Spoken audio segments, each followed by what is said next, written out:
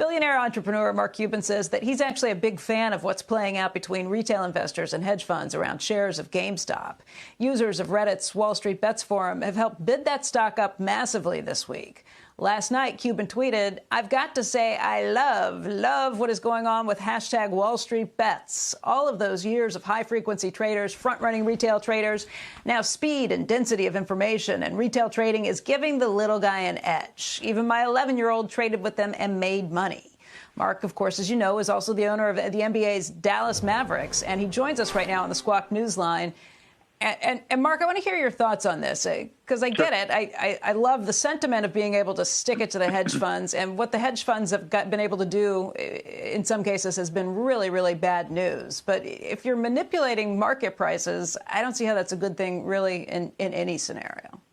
How is this any different than what every brokerage firm does?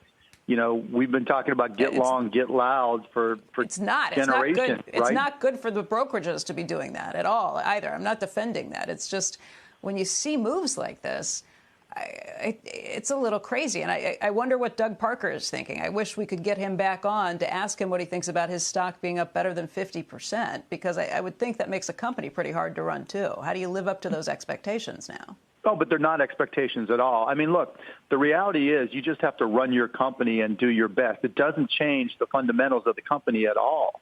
You know, it so many respects is window dressing. And if you are an owner of American Airlines, if you're an owner of GameStop, hopefully, you know, prior to all this, hopefully you owned it for a good reason and you believe in the company.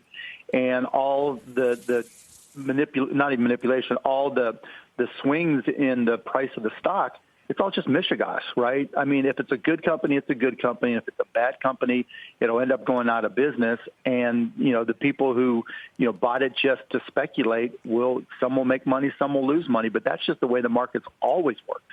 The only thing that's really changed is the speed and the density and the reduction in friction for smaller traders to trade. That's the only thing that's changed.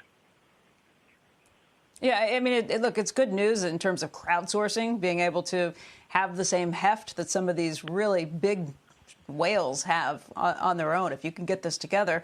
But we don't know who some of the people on the chat boards are or in Reddit are on these threads who are saying some of these things, too. Do you worry that some of the Wall Street guys could get behind that, some of the big guys, and manipulate those things?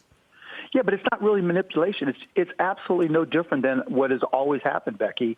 You know, it's just these folks are picking things where, you know, heavily shorted stocks. They'll go to low float stocks because they know they can flex and show off, you know, and let people see what's going on. But look at it the other way. What if they go after companies that are really good or maybe smaller companies that are have a great social mission and get people not just to buy them in mass and quickly so the stock price skyrockets, but also to hold on to them or, you know, in cryptocurrency terms, hodl them so that, you know, that company really can grow based off of the valuation of that stock. You know, so I think now it's just a flex. You know, they picked the right place to show off with these heavily shorted stocks. And, you know, hopefully they'll go to good companies, too, and help them grow. And we'll see a positive side of this that hopefully will have long-lasting effects. Look, I think one thing this definitely does is shines a light on some of the behavior that regulators really should step in and take a look at, some of the behavior by the hedge funds. If you're able to short more than 100% of a stock, if you don't have to disclose your shorts ever, if you can do one thing and you know, say one thing and do another, I think that there could be a call for additional regulation coming on that. What are your thoughts there? Well, I mean, if you're misleading, right, if you're pumping and dumping to the upside or if you're shorting and misleading people to the downside, yes, that's obviously something the regulators should look at. But remember, when you short a stock, there's a VIG on it, right? You have to borrow it, and you're paying some percentage to the whoever owns the stock and is loaning it out. And as someone who's shorted stocks many times, you know when that VIG is high, you know exactly what you're getting into, and you know exactly what the risks are. You know, and you just hope something like this doesn't happen. But again, it's not the first time that low float or heavily shorted stocks have been targeted. It's just very visible, and it's just not the normal suspects that are doing the targeting.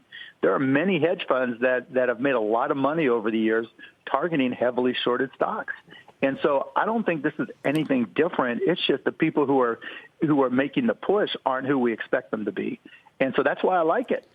You know, when you bring people out of nowhere to really show the inefficiencies of the market, it's a good thing.